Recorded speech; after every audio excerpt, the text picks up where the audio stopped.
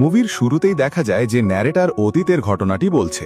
বহু বছর আগে অলিভের রাজ্যের এক রাজারানী এক কন্যা সন্তানের জন্ম দেন। তাকে আশীর্বাদ দেওয়ার জন্য তারা সেই রাজ্যের সকল পরীদের ইনভাইট করে, কিন্তু দুর্ভাগ্যবশত একজন পরীকে ইনভাইট করতে তারা ভুলে যায়। সেই অনুষ্ঠানে রাজারানী তাদের সন্তানের নামকরণ করেন ডন। অনুষ্ঠান শুরু হলে 3 রাজ্য থেকে আসা 3 জন পরী একে একে রাজকুমারীকে আশীর্বাদ করে। প্রথম পরী তাকে আশীর্বাদ করে জীবনে সে সত্যিকারের ভালোবাসা পাবে। দ্বিতীয় পরী আশীর্বাদ করে তার মন সব সময় সত্যের পথে চলবে। আর তৃতীয় পরী আশীর্বাদ দেয় তার জীবন সর্বদা খুশি আর ভালোবাসায় পরিপূর্ণ থাকবে। তখনই সেখানে সেই ইভিল পরী আম্বিয়া চলে আসে, যাকে ইনভাইট করতে রাজারানী ভুলে গিয়েছিল। সে এসে রাজা স্টিফেন আর রানী ভায়োলেটকে জানায় তার খুব খারাপ লেগেছে যে এই অনুষ্ঠানে তাকে ইনভাইট করা হয়নি। রাজা তাকে বলেন যে তাকেও ইনভিটেশন পাঠানো হয়েছিল, কিন্তু সেটা হয়তো তার কাছে পৌঁছায়নি, কারণ সে রাজ্য থেকে বহু দূরে এক প্রান্তে থাকে। কিছুটা ক্ষোভ প্রকাশ করলেও আম্বিয়া তাদের জানায় যে সে শুধুমাত্র রাজকুমারীকে আশীর্বাদ করতে এসেছে। রাজারানী ভালো মনে তাকে অনুমতি দেয় আশীর্বাদ দেওয়ার জন্য, কিন্তু আম্বিয়া নিজের ক্ষোভ প্রকাশ করে আশীর্বাদের পরিবর্তে রাজকুমারীকে অভিশাপ দেয় যে রাজকুমারীর 16তম জন্মদিনের দিন কোনো এক অজানা ব্যক্তি তার হাতে একটি সুই ফুটবে, আর সে তার বাবা মায়ের ভুলের জন্য মারা যাবে। এটা শোনা মাত্রই সেখানে থাকা সেই প্রথম পরী প্রিন্সেসকে আরও একটি বরদান দেয় এই অভিশাপ থেকে বাঁচানোর জন্য। যতক্ষণ না একজন ভালো মনের রাজকুমার ভালোবেসে রাজকুমারীকে কিস করবে, ততদিন অবধি রাজকুমারী গভীর নিদ্রায় সুরক্ষিত থাকবে, আর এই অভিশাপ পূর্ণ হওয়া অবধি পুরো রাজ্য গভীর নিদ্রায় থাকবে। এটা শুনে আম্বিয়া বলে যে সবাই যখন ঘুমিয়ে থাকবে সে তখন এই রাজ্য দখল করে রাজত্ব করবে। তখন দ্বিতীয় পরী তাকে অভিশাপ দেয় যে তার মনস্কামনা কখনো পূরণ হবে না, শুধু মৃত্যু আর ধ্বংস তার ভাগ্যে জুটবে, এবং এই রাজ্যে শুধুমাত্র সে একাই থাকবে। আম্বিয়াকে তারা আটকানোর চেষ্টা করলে সে এই 3 পরীকে মেরে সেখান থেকে পালিয়ে যায়। এরপর দেখানো হয় যে আম্বিয়ার অভিশাপটি যাতে পূরণ না হয়, তাই রাজা হুকুম দেন রাজ্যের সমস্ত সুই নষ্ট করে দেওয়ার জন্য, আর প্রাসাদের চারপাশ উঁচু প্রাচীর দিয়ে ঘিরে দেওয়ার নির্দেশ দেওয়া হয়। এছাড়া রাজকুমারীকে সুরক্ষিত রাখার জন্য তার 16তম জন্মদিন অবধি তাকে প্রাসাদে বন্দী করে রাখা হয়। এরপর প্রিন্সেস ডনের 16তম জন্মদিনের দিনটি দেখানো হয়। প্রিন্সেস ডন খুবই এক্সাইটেড ছিল এই বন্দি ঘর থেকে বাইরে বেরোনোর জন্য। তার মা কুইন ভায়োলেট এটা ভেবে খুব খুশি হচ্ছিলেন যে 16তম জন্মদিনে যখন কোনো সুইয়ে ডন আহত হবে না, তখন অভিশাপ কেটে যাবে, আনন্দ উৎসব করবে। এরপর 16তম জন্মদিনের দিন রাতে যখন পূর্ণ চাঁদ উদয় হয়, অভিশাপ কেটে যায়, তখন সমস্ত রাজ্য আনন্দে মেতে ওঠে। রাজা রানী ডনকে প্রাসাদের বাইরে নিয়ে আসেন। ডন খুবই আনন্দ পাচ্ছিল বাহিরের দৃশ্য দেখে, যা আগে কখনো সে দেখেনি। সেই প্রাসাদে একটি ছেলে রুটি দিতে আসত। ডনের তাকে খুবই পছন্দ ছিল। সেই উৎসবে সেই ছেলেটি আসলে ডন তাকে ডান্স করার জন্য প্রপোজ করে। সে রাজি হয়ে যায়। ডান্স করতে করতে সে ডনকে একটা সারপ্রাইজ গিফট দেবে বলে তাকে ফাঁকা জায়গায় নিয়ে যায়। সেখানে সে ডনকে একটা হুডি দেয়। এত সুন্দর হুডি সে কিভাবে বানিয়েছে জানতে চাইলে সে ডনকে একটি সুই দেখায়, আর ইনডাইরেক্টলি ডনকে টেম্পট করে সেটি ছোঁয়ার জন্য। ডন ভাবে যে অভিশাপ তো কেটে গিয়েছে, এখন সে এটিকে ছুলে তার কিছুই হবে না, আর সেটিতে হাত দিয়ে দেয়। সাথে সাথে সে গভীর নিদ্রায় চলে যায়।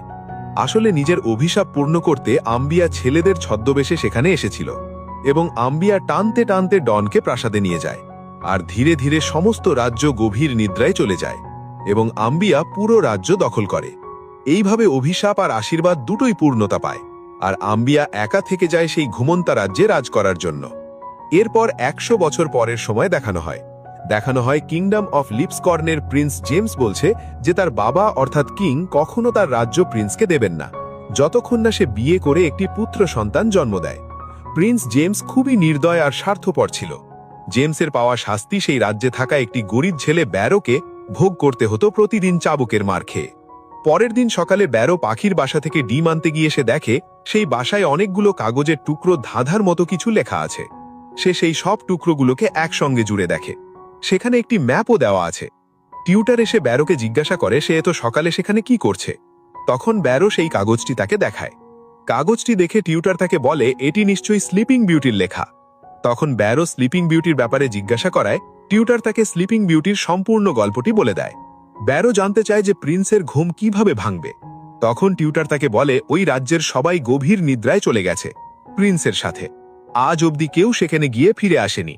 এটা একটা অভিশপ্ত জায়গা। তখনই প্রিন্স জেমসের বন্ধুরা সেখানে চলে আসে আর ব্যারোর হাত থেকে ওই কাগজটি কেড়ে নেয়। প্রিন্স টিউটারের কাছে জানতে চায় যে কাগজটিতে কি লেখা আছে। তখন টিউটার কাগজটি পড়ে তাদেরকে বলে যে কোনো প্রিন্স যদি ভালোবেসে ঘুমন্ত প্রিন্সেস ডনকে কিস করে তাহলে প্রিন্সেস জেগে উঠবে আর অলিভিয়া রাজ্য সেই প্রিন্সের হয়ে যাবে। প্রিন্স রাজ্য পাওয়ার লোভে অলিভিয়া ক্যাপ্টেন জেমস এক বিশেষ ম্যাপ চেক করে আর তার সাথে ব্যারো আর টিউটারকে নিয়ে যায় পথ প্রদর্শনের জন্য। প্রিন্সেস ডন সম্পর্কে শুনে ব্যারোর খুব খারাপ লাগছিল। সে কোনো স্বার্থ ছাড়াই প্রিন্সেসকে বাঁচাতে চাইছিল। তারা সবাই অলিভিয়ার উদ্দেশ্যে যাত্রা শুরু করে। এরপর দেখানো হয় তারা সেই অলিভিয়ার কেল্লার সামনে এসে পৌঁছায়। কেল্লার সামনে থাকা বড় জলাশয় পেরিয়ে কিভাবে তারা কেল্লায় ঢুকবে ভাবছিলেন। সেই সময় ব্যারো সেখানে একটি নৌকা দেখতে পায় আর তারা সেই নৌকায় চড়ে কেল্লার দিকে এগোচ্ছিল। এমন সময় জলাশয়ের মধ্যে তারা কিছু একটা অনুভব করে। দেখতে দেখতে এক বিশাল যন্ত্র তাদের ওপর হামলা করে। তারা কোনো রকমে কেল্লার পাড়ে এসে পৌঁছয়, কিন্তু সেই যন্ত্র তাদের মধ্যে একজনকে মেরে ফেলে। এই ঘটনাতে তারা সবাই বেশ ভয় পেয়েছিল আর প্রিন্সকে বলে যে তারা এগিয়ে যাবে, কারণ ফেরার আর কোনো রাস্তা নেই। এবার তারা প্রাসাদের সামনে পৌঁছে আর প্রাসাদের ভেতর প্রবেশ করার চেষ্টা করে, কিন্তু আম্বিয়ার জাদুতে সব জানালা দরজা বন্ধ ছিল, যা পার করা তাদের পক্ষে সম্ভব নয়। তারা ব্যারোকে বলে প্রাসাদের আশেপাশে খুঁজে দেখতে, প্রাসাদে প্রবেশ করার জন্য অন্য কোনো দরজা আছে কিনা সেটা দেখার জন্য। ব্যারো প্রাসাদের অপরে একটা খালা জানালা দেখতে পায় আর একটা দড়ির সাহায্যে সেখানে উঠে দেখে সেখানে একটা ঘর খালি রয়েছে। প্রিন্স ঠিক করে তারা রাত্রে নিচেই বিশ্রাম নেবে, সকালে তারা ওই খালি ঘরে ওঠার চেষ্টা করবে। রাত হয়ে গেলে সবাই ঘুমিয়ে পড়ে। ব্যারো প্রাসাদের একটা দরজার সামনে বসেছিল। সে দরজার ভেতরে একটা বাচ্চা ছেলে ব্যারোকে দেখতে পায়। ছেলেটি ব্যারোকে এই জায়গা সম্বন্ধে সতর্ক করে বলে কেউ এখান থেকে জীবিত ফিরে আসেনি। কিন্তু ছেলেটি এখানে কিভাবে এসেছে জানতে চাইলে সে বলে এক খারাপ রাজার কাছে তাকে বিক্রি করা হয়েছিল, যে তাকে খুব মারত। তার থেকে বাঁচার জন্য সে পালিয়ে এখানে লুকিয়ে আছে, কিন্তু এখন সে এখানে আটকে গিয়েছে। পরের দিন সকালে তারা সবাই কেল্লার আশেপাশে অন্য রাস্তা খুঁজছিল। তারা অজান্তে একটা দরজা খুলে একটা সেতুর উপর দিয়ে যাচ্ছিল। তখন আম্বিয়া তার ম্যাজিক দিয়ে রাজপরিবারের মৃত ব্যক্তিদের জীবিত করে। প্রিন্স জেমস আর তার সাথীদের ওপর আক্রমণ করায় তারা সবাই কোনো রকমে বেঁচে প্রাসাদের ওপরে সেই খালি ঘরটিতে উঠে পড়ে, কিন্তু তাদেরকে বাঁচাতে গিয়ে টিউটার মারা যায়। প্রিন্স জেমস ব্যারোকে দোষারোপ করছিল যে ব্যারো ম্যাপ দেখে তাদেরকে এখানে নিয়ে এসেছে, আর এখন তাকে বাকিদের এখান থেকে সুরক্ষিত করে বের করতে হবে। তারা ঘরটির চারপাশ ভালো করে দেখে যে সব রাস্তা বন্ধ। তখন ব্যারো বলে তারা যেভাবে এই ঘরটিতে এসেছে সেই পথ দিয়েই তাদেরকে যেতে হবে। তার জন্য এই মৃতদের অমনোযোগী করতে হবে। তারা ব্যারোকে দড়ি দিয়ে কেল্লার দেওয়ালে ঝুলিয়ে দেয় মৃতদের অমনোযোগী করার জন্য। প্রিন্স আর বাকিরা ভাবছিল এবার তারা কিভাবে এখান থেকে বেরোবে। তখন প্রিন্স বলে যে ব্যারোর কাছে ম্যাপ আছে, তাই তাকে ছাড়া কোথাও যেতে পারবে না তারা। ডালে ঝুলন্ত অবস্থায় ওই ছেলেটি একটা জানালা দিয়ে ব্যারোকে কেল্লার ভেতর প্রাসাদে আসার সুড়ঙ্গ পথ দেখিয়ে দেয়, কিন্তু সে তাদের সাথে যেতে রাজি নয়, কারণ প্রিন্স আর তার সাথীরা মোটেও ভালো মানুষ নয়। আর ব্যারোকে নিয়ে আসলে সে জানায় যে ভেতরে যাওয়ার রাস্তা সে পেয়ে গেছে। তারপর সবাই সেই পথ দিয়ে কেল্লার ভেতর প্রবেশ করে। এদিকে আম্বিয়া তার ম্যাজিক স্টিকের সাহায্যে দেখতে পাচ্ছিল যে প্রিন্সটা কি করছে। সে আবারও তার মৃত সৈনিকদের দিয়ে তাদের ওপর হামলা করায়, কিন্তু প্রিন্স আর তার সাথীরা ভালো যোদ্ধা হওয়ায় তারা সেই মৃতদেহ মেরে ফেলে। এরপর প্রিন্স রাজার সম্পত্তি পাওয়ার লোভে খুশি খুশি প্রাসাদের দিকে এগিয়ে যায়। তারা সবাই প্রাসাদের ভেতর সেই খাজানা রাখা ঘরটিতে প্রবেশ করে, আর এখানে আম্বিয়ার এক ভয়ঙ্কর রাক্ষস প্রিন্সকে নিয়ে চলে যায়। প্রিন্সের সাথীরা সেখান থেকে পালিয়ে যেতে চায়, কিন্তু ব্যারো তাদের আটকায়। প্রিন্সকে বাঁচানোর জন্য তারা আবারও সেখানে যায় যেখান থেকে প্রিন্স অদৃশ্য হয়ে গিয়েছিল। সেখানে ওই ছেলেটিকে দেখে সবাই মৃত ভেবে মারতে যায়। তখনই ব্যারো তাদের আটকায় আর বলে সে একমাত্র জীবিত এই প্রাসাদে। সে তাদের সেখান থেকে চলে যাওয়ার পরামর্শ দেয়, কিন্তু তারা কেউ রাজি হয় না। আর তখনই সেই রাক্ষস আবারও ফিরে আসে আর ছেলেটি সেখান থেকে পালিয়ে যায়। রাক্ষস প্রিন্সের আরও এক সাথীকে মেরে ফেলে, কিন্তু ব্যারো রাক্ষসের একটি হাত কেটে দেওয়ায় সেখান থেকে রাক্ষস পালিয়ে যায়। ব্যারো প্রিন্সকে খোঁজার জন্য প্রাসাদের ভেতরে চলে যায়।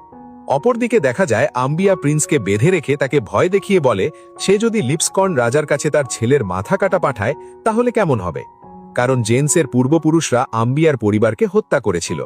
তখন জেমস তার কাছে ক্ষমা চায় তার পূর্বপুরুষের হয়ে। অপরদিকে ব্যারো সহ তারা তিনজন আলাদা আলাদা রাস্তায় চলে যায় প্রিন্সকে খোঁজার জন্য। ব্যারো ওই ঘরটি দেখতে পায় যেখানে প্রিন্স ছিল, আর জেকব একটি ঘর দেখতে পায় যেখানে সকল সৈনিকরা মৃত ছিল। মৃতদের মারতে আগুন জ্বালালে সে নিজেও মরে যায়। ব্যারো সেখানে পৌঁছে দেখতে পায় সে মারা গেছে। তখন তারা দুজনেই হতাশ হয়ে যায় এটা ভেবে যে তারা এখান থেকে জীবিত ফিরবে না। তখন ব্যারো একটু সাহস নিয়ে বলে যদি ওই ছেলেটি এখানে জীবিত থাকতে পারে তাহলে আমরাও পারব। তারা প্ল্যান করে কিভাবে রাজকুমারকে বাঁচাবে। তারা ওই ঘরটির বাহিরে অপেক্ষা করে কখন আম্বিয়া বের হয়। আম্বিয়া ম্যাজিকের মাধ্যমে দেখতে পায় যে ব্যারো তার সাথীদের নিয়ে সব মৃত সৈনিক মেরে ফেলেছে। সে রেগে সেখান থেকে চলে যায়। সে চলে যেতেই ব্যারো তার অন্য সাথীকে নিয়ে ঘরে প্রবেশ করে জেমসকে বাঁচানোর জন্য। ঠিক তখনই আম্বিয়ার কিছু সৈন্য তাদের পেছন থেকে অ্যাটাক করে। আম্বিয়া তখন বলে কুশি তত সৈনিক মারতে পারে, তাতে তার কিছুই হবে না, কারণ তার কাছে রয়েছে অগণিত সৈনিক। আম্বিয়া তার ম্যাজিক দিয়ে সকল মৃতদের আবারও জীবিত করে ফেলে। আম্বিয়া ম্যাজিকের মাধ্যমে দেখায় যে তারা রাজ্যের সেই দরজা খুলে দিয়েছে যেখানে 3 দিক থেকে মৃত সৈনিক প্রবেশ করতে পারবে। আম্বিয়া বলে তার সৈনিকদের সাহায্যে সে পৃথিবীর সব জায়গায় রাজত্ব দখল করতে পারবে। আর ম্যাজিকের মাধ্যমে প্রিন্সেস ডনকে দেখিয়ে বলে সে এবার একেও মেরে ফেলবে। ব্যারো আম্বিয়াকে রিকোয়েস্ট করে আর বলে ডনকে না মেরে আমার কাছে দিয়ে দাও, ডনকে নিয়ে অনেক দূরে চলে যাব। তখন জেমস হাসতে শুরু করে আর বলে আম্বিয়া তার কুইন। আম্বিয়ার সাথে থাকলে সে 3টি রাজ্য দখল করতে পারবে, আর ডনকে বাঁচিয়ে একটা রাজ্য দখল করে কোনো লাভ নেই। জেমস আম্বিয়ার সাথে ডনকে মারার জন্য চলে যায়। তারা যখন সেখান থেকে চলে যায় তখন ওই ছোট ছেলেটি এসে তাদের পায়ের বাঁধন খুলে দেয় আর তারা এখান থেকে পালিয়ে যায়। ছেলেটি আর ব্যারো একটি ঘরে যায় যেখানে প্রিন্স জেমসও আসে। এবার ব্যারো আর জেমস নিজেদের মধ্যে ফাইট করতে শুরু করে। ব্যাপকভাবে প্রিন্স জেমস তাদের সবার সাথে বিশ্বাসঘাতকতা করেছে। জেমস তাকে বোঝায় সে নিজেকে বাঁচানোর জন্য এমনটা করেছে, কিন্তু সে ডনকে কখনোই মারবে না। সেখানে সেই হাত কাটা রাক্ষসটি তাদের উপরে যখন হামলা করে তখন তারা দুজনে তাকে মেরে ফেলে। জেমস ব্যারোকে নিজের রাজকীয় আংটি দেয় আর ক্ষমা চায়। তার বাবার থেকে জেমসের বাবা রাজ্য দখল করেছিল আর ব্যারোর অধিকার থেকে তাকে বঞ্চিত করেছিল, কিন্তু এখন সে স্বাধীন, অন্য কোথাও গেলে ভালোভাবে বাঁচতে পারবে। জেমস ব্যারোকে সেখান থেকে চলে যেতে বলে আর সে আম্বিয়ার কাছে চলে যায় যেখানে প্রিন্সেস ডন শুয়ে আছে। আম্বিয়া জেমসকে তলোয়ার দিয়ে ডনকে মেরে ফেলতে বলে, কারণ পরীদের আশীর্বাদের জন্য আম্বিয়া ডনের কাছে যেতে পারবে না। জেমস ডনের কাছে যেতেই ডনকে বাঁচানোর জন্য তাকে কিস করে, তখন তার ঘুম ভেঙে যায়। আম্বিয়া প্রিন্স জেমসকে মেরে ফেলে বিশ্বাসঘাতকতা করার জন্য। এরপর আম্বিয়া ব্যারোর অন্য সৈনিকটিকে ধরে আনতে বলে আর তাকে বলে সে যদি ডনকে মেরে ফেলে তাহলে তাকে এই রাজ্য দিয়ে দেবে, আর না হলে আম্বিয়া তাকে মেরে ফেলবে। সে ডনকে মারতে যাবে, কিন্তু তাকে না মেরে একটি চেয়ারে নিয়ে বসায় আর ওই সৈনিকটি আম্বিয়ার এক সৈনিককে মেরে ফেলে। তখন আম্বিয়া একেও মেরে ফেলে, আর তখন সেখানে ব্যারো চলে আসে। আর তখনই আম্বিয়া তার জাদুর সাহায্যে ওই রাক্ষসটি এবং যত সব মৃত মানুষ সবাইকে জীবিত করে ফেলে। এদিকে ওই ছেলেটি লুকিয়ে ডনকে সেখান থেকে নিয়ে চলে যায়, তাই আম্বিয়া ডনকে খুঁজতে চলে যায়। এদিকে ব্যারো তাদের সবাইকে মেরে বাহিরে আম্বিয়ার কাছে এসে পৌঁছায়। যখন ব্যারো আম্বিয়ার সকল সৈনিককে মেরে ফেলে তখন আম্বিয়া হার স্বীকার করার বাহানা দিয়ে তাকে অ্যাট্যাক করে। এরপর সে আবারও মারা যায়। ফেলো বেরো জীবিত হয়। এরপর আম্বিয়া ওই ছেলেটিকে বলে ডনকে মারার জন্য, আর যদি সে এমনটা না করে তাহলে ব্যারো তাকে মেরে ফেলবে এসব বলে ভয় দেখায়। তখন ব্যারো কোনো রকমে ডনের কাছে আসে এবং তাকে কিস করে জীবিত করে তোলে, আর সে নিজে মরে যায়। প্রিন্সেস জেগে উঠলে সমস্ত ব্ল্যাক ম্যাজিক নষ্ট হয়ে যায়, ফলে রাজ্যের সবাই পুনরায় জেগে ওঠে। এবার প্রিন্সেস নিজে ব্যারোকে কিস করে জীবিত করে তোলেন।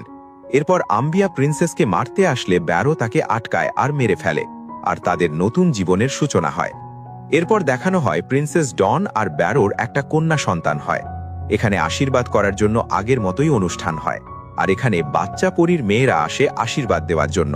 আর এক অজ্ঞাত ব্যক্তিকে দেখানো হয় যে সে বলে সে আশীর্বাদ দিতে এসেছে। আর মুভিটা এখানেই শেষ হয়ে যায়। তো বন্ধুরা, কেমন লাগলো এই গল্পটি অবশ্যই কমেন্ট করে জানাবেন। যদি আপনাদের এরকম ফ্যান্টাসি মুভি ভালো লেগে থাকে তাহলে কমেন্ট করে জানাতে পারেন।